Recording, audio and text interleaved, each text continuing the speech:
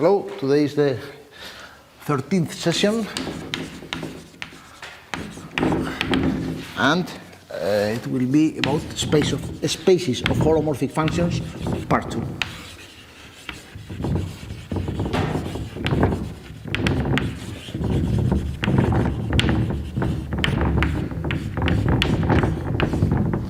Okay, so yesterday, well, in the last session, we finished with the first part of Arzelà-Ascoli's theorem. I'm going to recall the statement.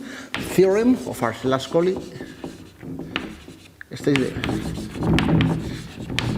following. Take a family of continuous function on an open set U. So for this family, the following conditions are equivalent. First of all, F is a relatively compact family.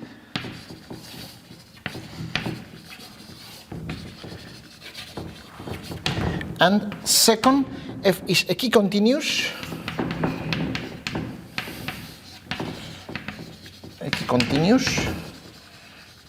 And pointwise bounded.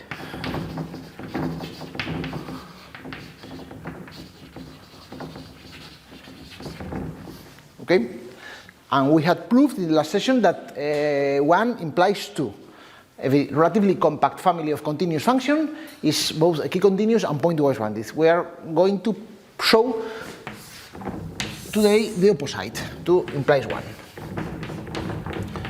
So assume that you have an key continuous and pointwise bounded family of functions. In fact, you want to see that if it's relatively compact. So if you take a sequence of functions in the family, there is a subsequent, a convergent subsequence. Okay? So take a sequence like this in your family, and you will try to prove that there is a convergent subsequence. So the procedure is going to be as follows. Take your set U. First of all, in every open set U, you can always find a countable and dense subset. Well, here is quite easy. You can even take, for instance, all the points with rational coordinates. But this is even more general. For every subset of Rn, there is always a dense and countable subset, and this is general for a wide category of spaces. In fact, which are the spaces that are called separable spaces. But here is quite easy. So there is a countable and countable and dense subset. Let's say Zn. Call it A. So this is countable and dense. So first of all, take your family of functions, evaluate it in Z1.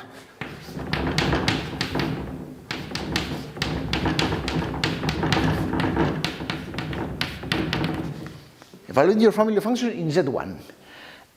As the family is pointwise bounded, this sequence is bounded.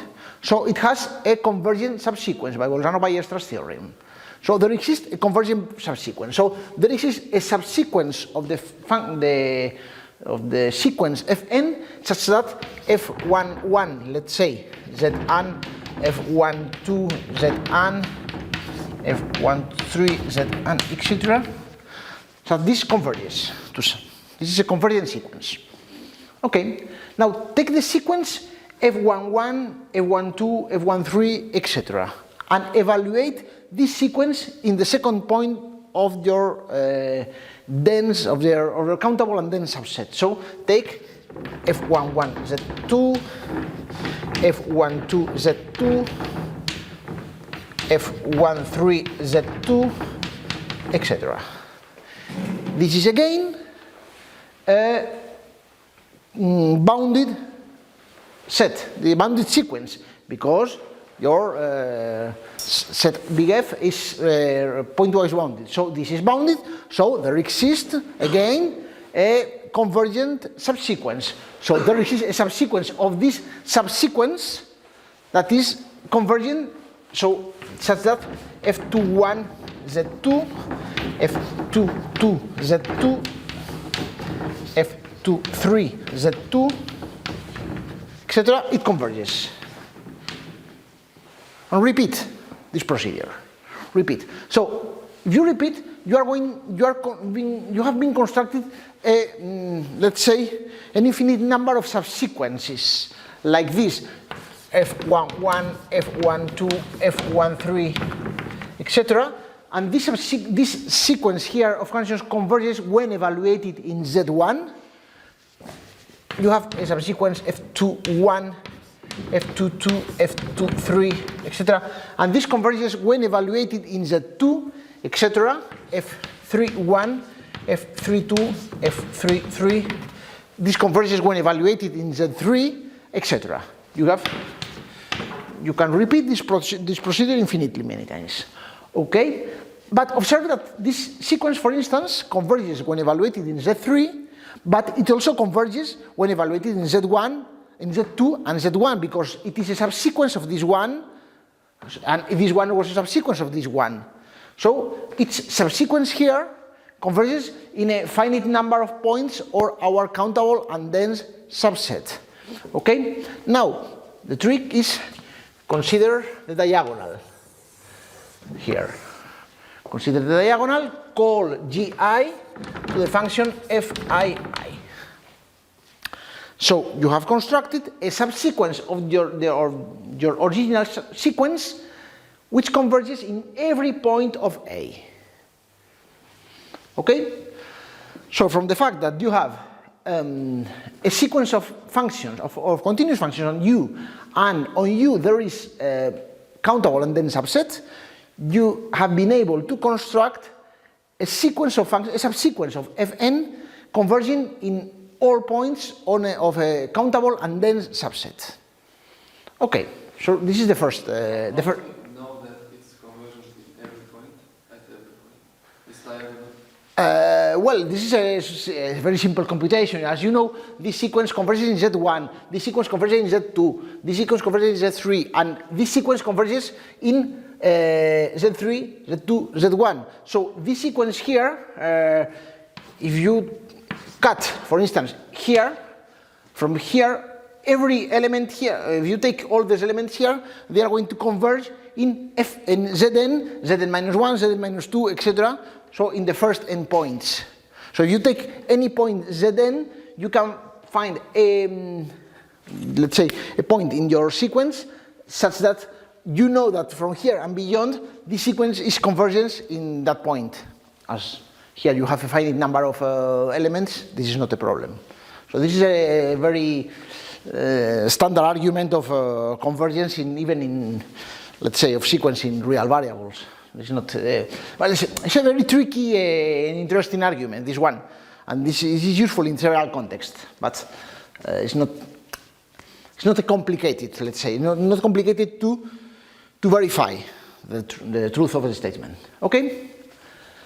So let us start now with this hypothesis. So assume now that you have your open set U, the second part of the proof. You have this open set U. You have a dense subset in U.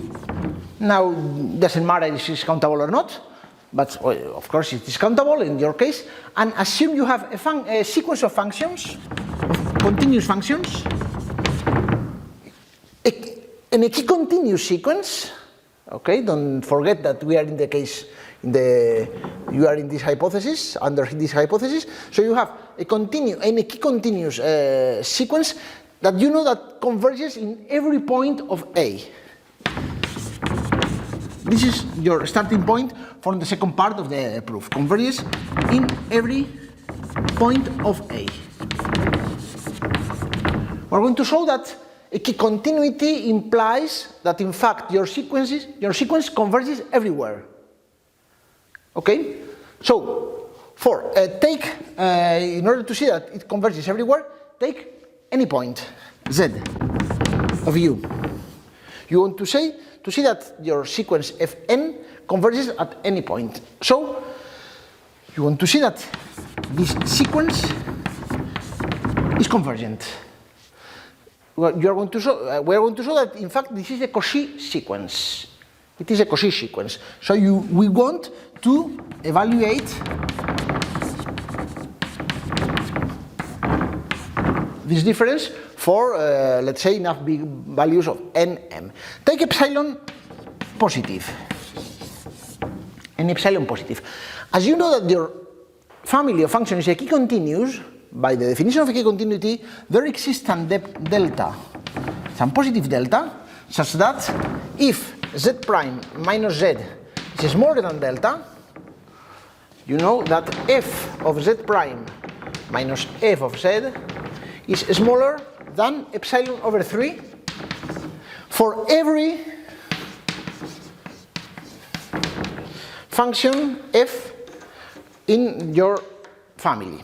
Okay, this is the definition of key continuity. Okay, so in order to evaluate this term here, you write like another thing.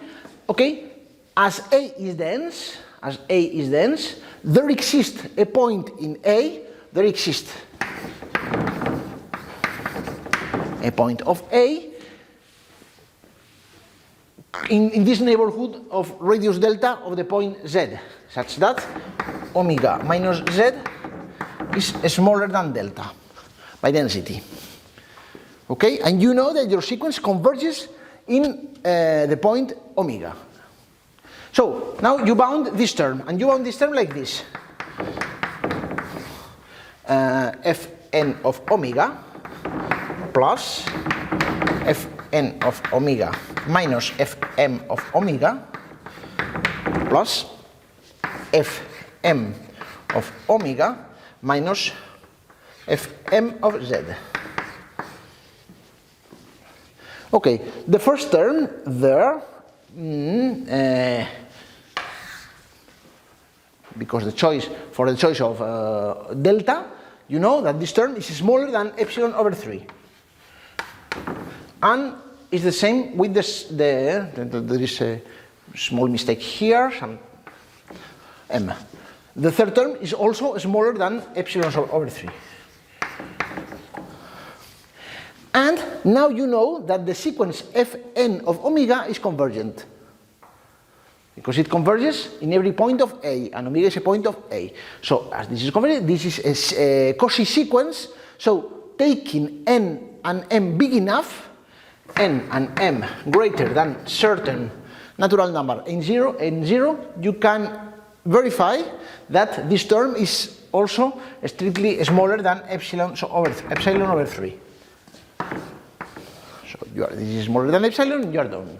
So the sequence converges in every point of A. Okay? Third part of the proof. I divide the proof in several steps. So third step of the proof. Now you start with a key continuous sequence. Start with a key continuous sequence of functions or continuous function of u that you know that it converges pointwise in every point. Pointwise at every z of u. If is what you have shown in the second step. Okay? So we're going to see, first of all, that the limit is in fact continuous. It converges pointwise. We don't know anything about the limit, but the limit is in fact continuous. But this is very easy. Take any point z on u. Okay? Take any point z on u and epsilon positive. So by a continuity there exists delta positive, so converges at every z of u, so it converges towards a function f, but you don't know anything about f. Okay, you want to show that f is in fact continuous, but by a continuity there exists an epsilon positive such that z prime minus z smaller than delta implies that for fn of z prime minus fn of z is smaller than epsilon by continuity. Now you go to the limit here. If you go to the limit here, as fn of z prime converges to f of z prime, this converges to f of z, you know that this is smaller or equal than epsilon by usual properties of limits of complex numbers. So you are done. In fact, f is continuous.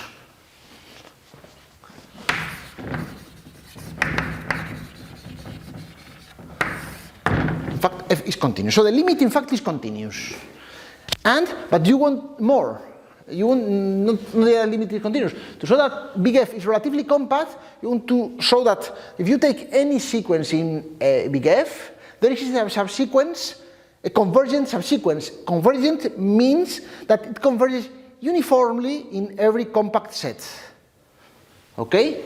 The limit must be continuous, but you need uniform convergence in every compact set. So this is going to be the fourth step, and the fourth and last step of this proof. So the fourth step, take a compact set. Okay?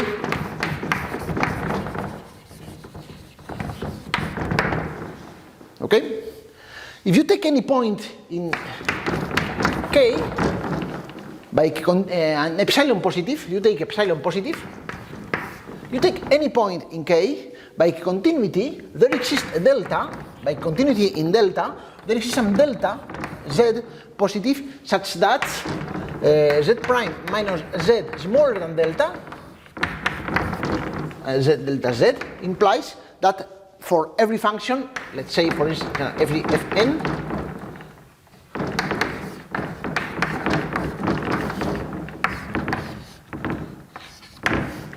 you have that. Okay? So consider the disks, the family of disks centered at Z and with radius delta Z. This family of disks cover the compact K, So it can be covered by a finite number of them. So K, in fact, is covered by a finite number of these disks. The Z1 called the delta 1,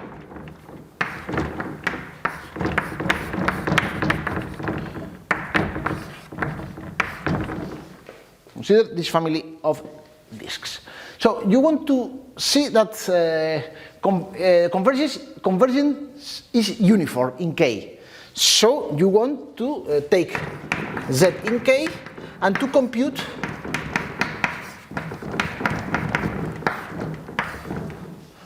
this here and to see this is let's say small enough. Okay?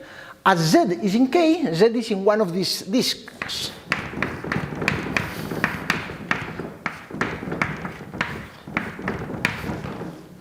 So this is one of these disks. So we are going to use this Zj here and to write f of z. This is the more or less similar argument as we have made before. F of z minus f of zj plus f of zj minus fn of zj plus fn of zj minus fn of z. This last term here, okay, zj and z are in this disk, so zj is closer than delta j to the point zj, so using the definition here, taking epsilon positive, this must be necessarily smaller than epsilon, this number, by the choice of delta z and delta j here. It's the same with this term here. This must be smaller or equal than epsilon, as f is the limit of the fn, and this inequality applied to every fn, it applies to the limit, changing perhaps the strict inequality by a strict less or equal. Okay, finally what we have? Okay, the family Zj is a finite family. Okay, so in fact we are replacing the notion of compactness by a notion of finiteness. So there exists an n big enough, so for every n greater than n0, and for every Zj here, we can be sure that this term is smaller than epsilon also. For every j, because j is a finite family. So, finally, well, in this case we have 3 times epsilon. for every z of k. So fn, f minus fn k, 3 epsilon for every n, for n big enough. And this ends the proof. Okay, this fourth step ends the proof. So it's a, well, quite involved proof, but well, there are several steps. As you split the steps like this, is not, in fact, it's not so terribly complicated. Okay, as you asked me also yesterday about the generality, if this result is more general, yes, this result is, can be generalized. In fact, it can be generalized to a family of functions defined from E, continuous function from E to F, where, for instance, E, you can take as E any compact metric space.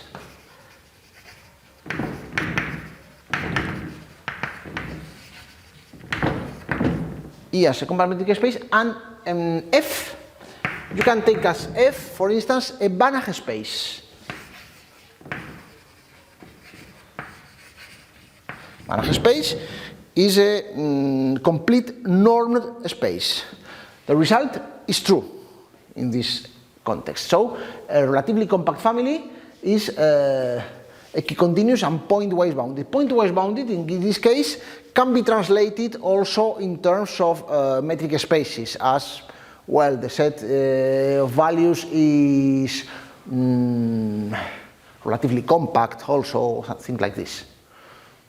Okay? So you can even weaken a little bit this condition. Okay? You need that the target space is Banach, so you need it is complete in one step. The proof is essentially the same, and the completeness of the target space is needed here in step 2. In step 2, we will apply, yes, that in order to show that the sequence applied to every point was convergent, in fact we showed that it was a Cauchy sequence. So in fact it is convergent. So it's the point where you need the completeness of the target space. Okay? Okay, so you have characterized now, let's say, relatively compact sets, sets of continuous functions. Now we return to complex analysis, to return to homomorphic functions, and we are going to show the following result. Take an open set U, so proposition,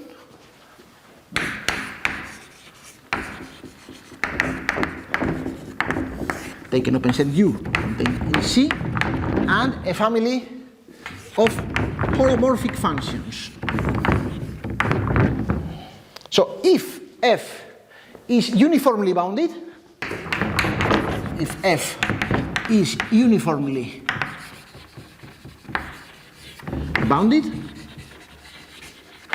then it is equicontinuous.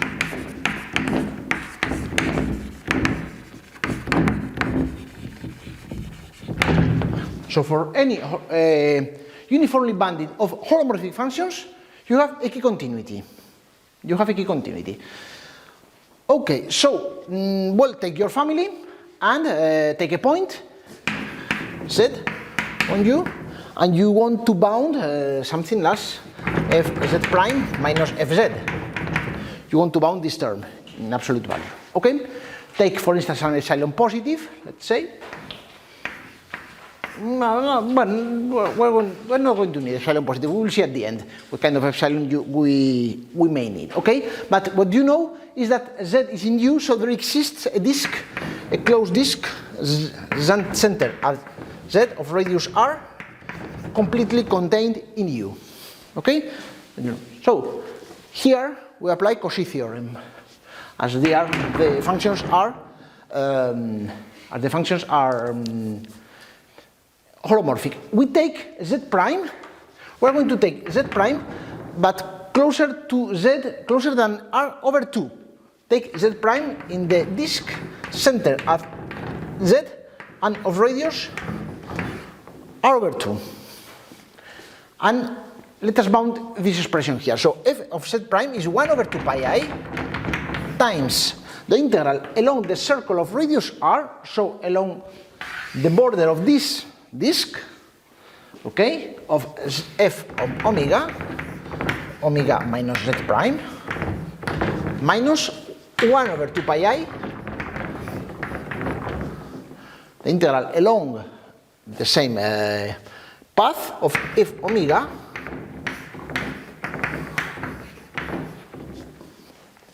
we can make some computation here, and we have 1 over 2 pi I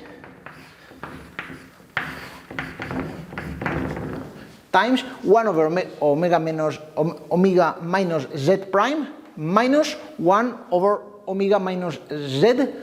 This is something like z minus z prime over omega minus z prime omega minus z. Something like this. And you are going to bound, you can bound this expression here, smaller or equal that 1 over 2 pi. The length of your path CR is 2 pi r.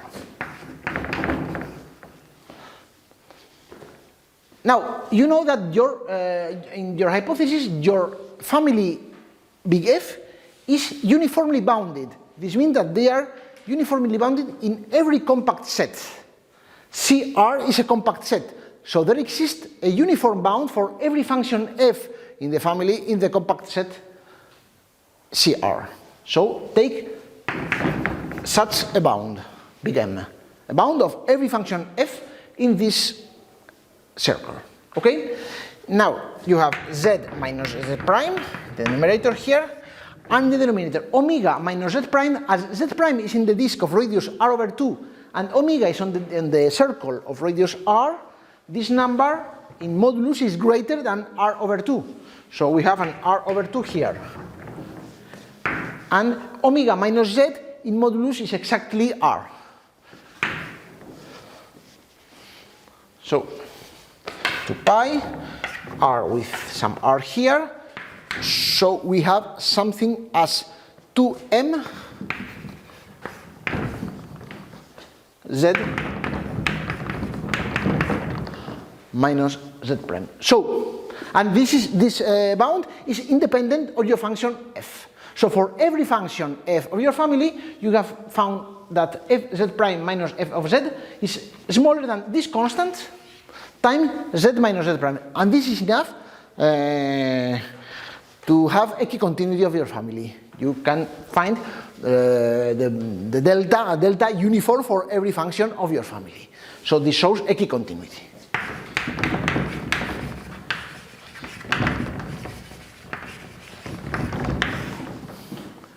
Okay? So now we have everything. So we can state, and it is already proven, one of the key results of this part, that is Montel's theorem. Montel's theorem.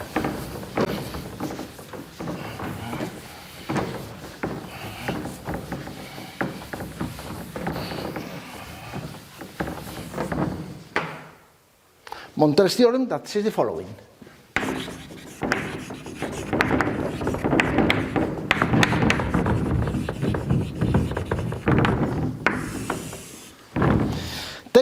Consider a family, a uniformly bounded family of holomorphic functions. So let U be an open set in C, F a family of holomorphic functions which is uniformly bounded.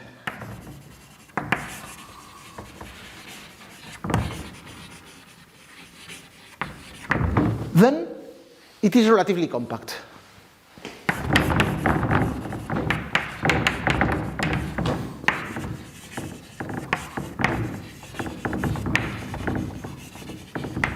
So for every sequence of holomorphic functions on U that are uniformly bounded in compacts, you can always extract a convergent subsequence of functions. Okay, this is, let's say, like an analogous of Bolzano-Weierstrass theorem you use in real analysis, in basic real analysis, in basic calculus, where you show that every bounded sequence has a convergent subsequence.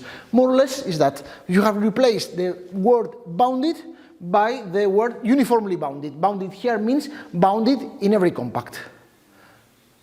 And it is relatively, and everything is already proven, because if it's uniformly bounded by the previous proposition, you know that it's a key continuous. So it is uniformly bounded and a key continuous. Now you apply Arzelà's Kochi theorem, and you obtain that it is relatively compact. And you know that the limit of a sequence of holomorphic functions, the uniform limit in compacts, is itself holomorphic. So the limit is holomorphic. So the family is relatively compact. Okay, and you are done. So the result was already proven. In fact, this result can be improved. You need less conditions. Only some comments about some improvements that I'm not going to show. Sometimes it is in many books a normal family of functions. A normal family or normal sequence is defined such that family of holomorphic functions such that for every sequence of the family there is a sequence that either converges uniformly in compact sets or converges uniformly to infinity.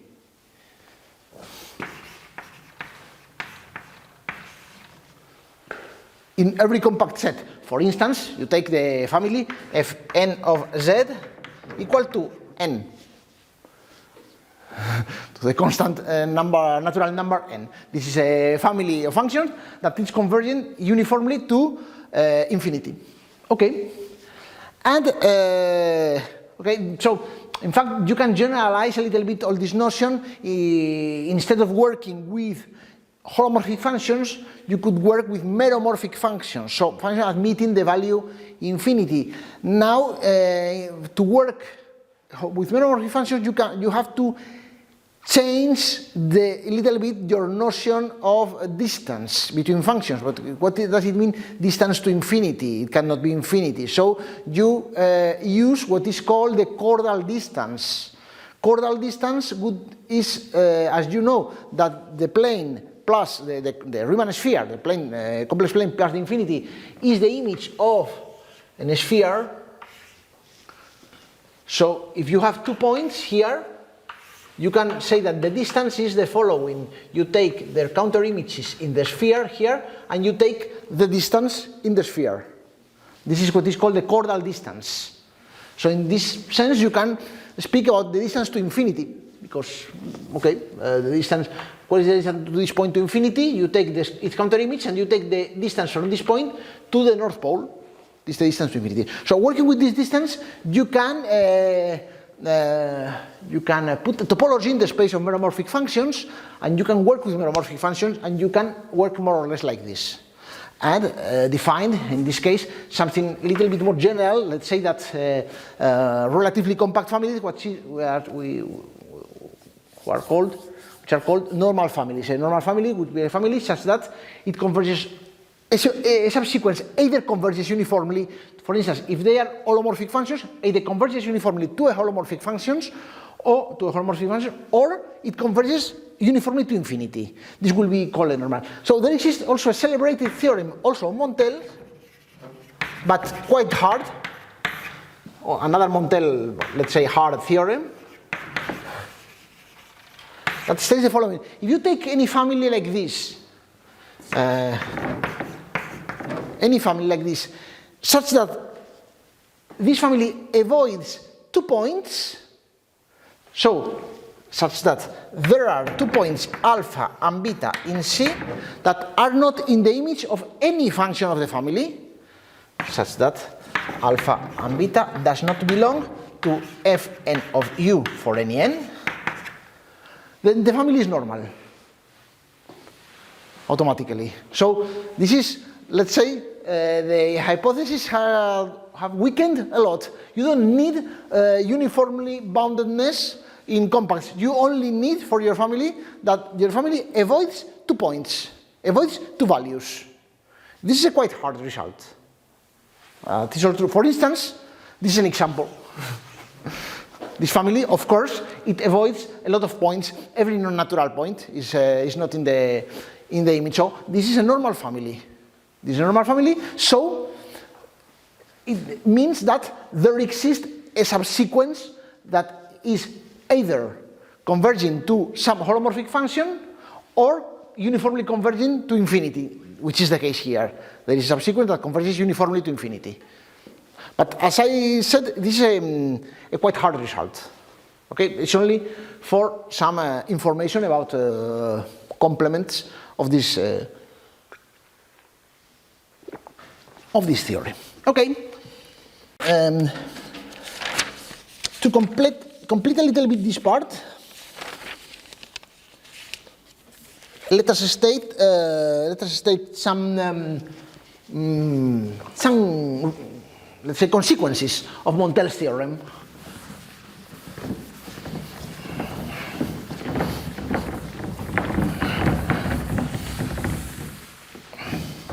The first consequence of Montel's theorem is Vitalis' theorem.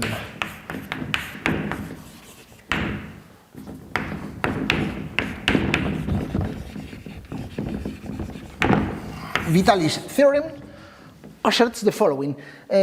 Assume that you have U domain, so a connected open set, okay, and Fn a family of holomorphic functions, a sequence of holomorphic functions on U. Sequence of holomorphic functions on U. And assume you know that this, and this sequence is uniformly bounded.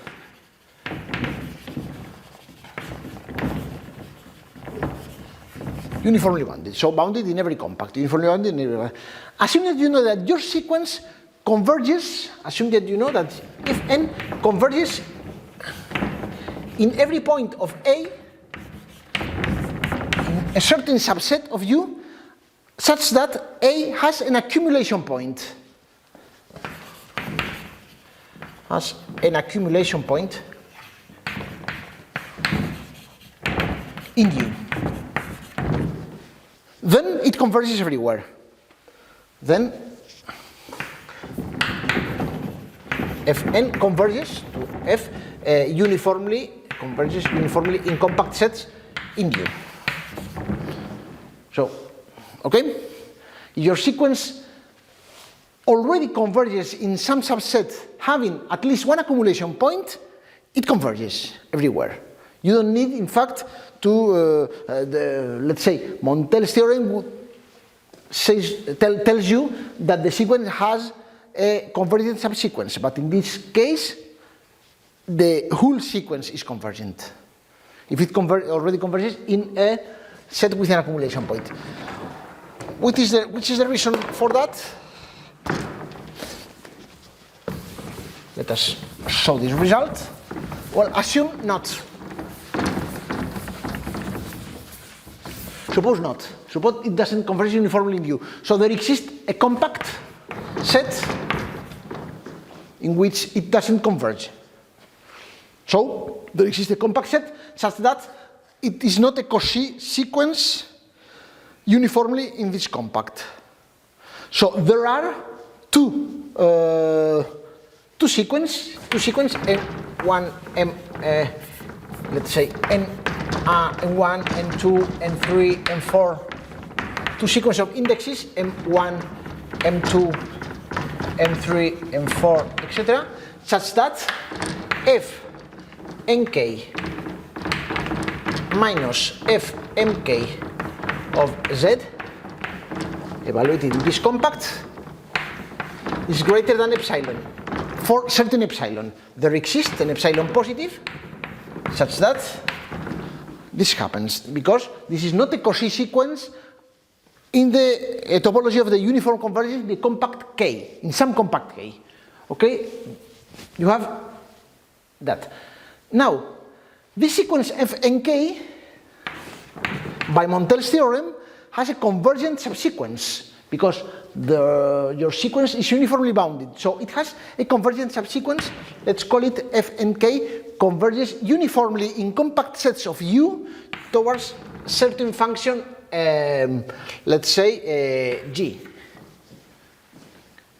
And it is the same with a certain subsequence of Fmk, called Fmk prime, a certain subsequence of Fmk that converges uniformly to a function h here. Okay? To function h here. We might have that that G using this inequality. Here you might have that G minus h must be epsilon. But you know that your sequence Fn converges in A towards a function, let's say, converges in A where A has an accumulation point. Okay? So these two sequences converges in a set having an accumulation point to the same, let's say, to the same number in each point of this set with accumulation point. So G and H must coincide in A. And as A has an accumulation point, if we have two homomorphic functions that agree in a set having an accumulation point, they agree everywhere and your set is a domain. And this is a contradiction.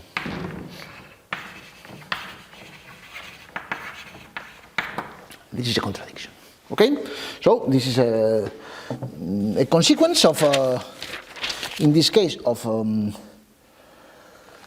Montel's theorem, and let us state a second consequence. Second consequence is called Osgood Theorem.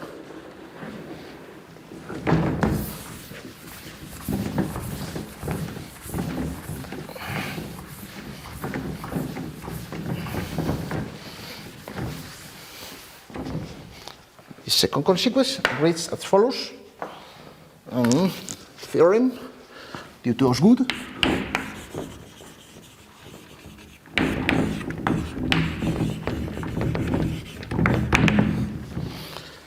So assume that you have a sequence Fn of holomorphic functions on U, that you know that converges pointwise. Converges to F, to a certain function F, pointwise.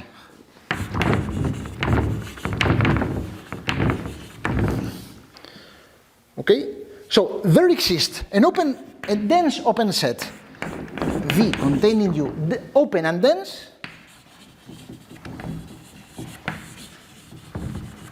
such that Fn converges to F uniformly in the compacts of V.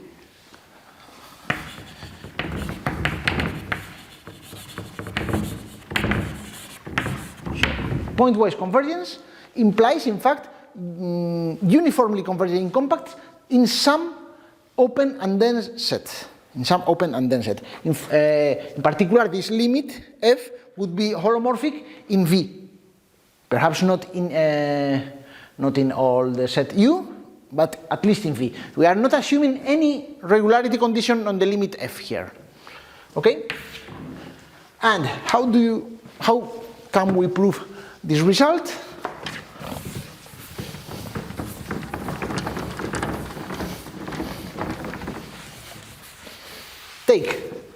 In order to prove that, for every n, take the set An, the set of points on U, such that,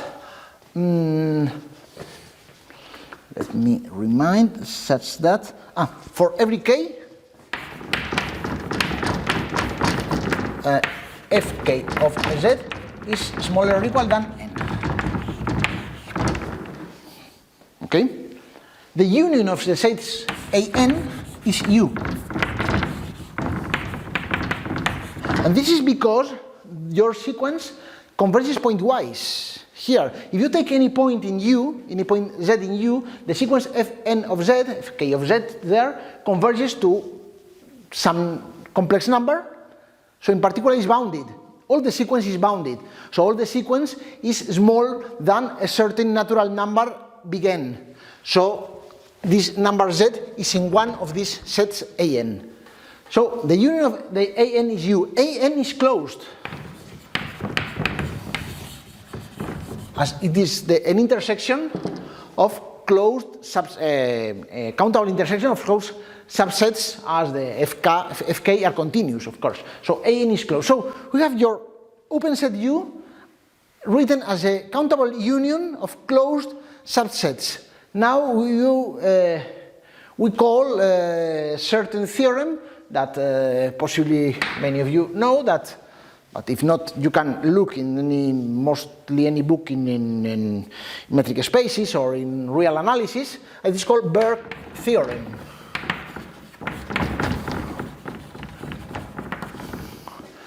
So if an open set like this in C, for instance, is the union of a countable family of closed sets, at least one of these closed sets has a non-empty interior. They cannot be. So stated differently, if you have a countable union of closed set with empty interior, the union has empty interior. So at least there exists an N such that the interior of AN is not empty. Okay? So there exists some disk contained in the interior of N. And of course, in the set, it's an open disk in the set. So the functions restricted to this disk are uniformly bounded by a constant N, restricted to this. So this family of functions converges, has a subsequence convergent to converges uniformly in the compacts of D. As the sequence converges pointwise, you know that your sequence Fn converges uniformly in the compacts of this disk D. Now take the union of all such disks D. So take the union in U of all disk D you could find in U, such that the sequence restricted to this disk D is uniformly convergent in compacts. Okay? And called W, let's say, to this union. Consider the family restricted to this union. This consider restricted here. The family converges uniformly in compacts, and this open set U is dense. Why it is dense? Because if you take any, let's say, any open subset of, call it V. In the statement I call it V, so call it V, this subset. If you take any open subset of U now,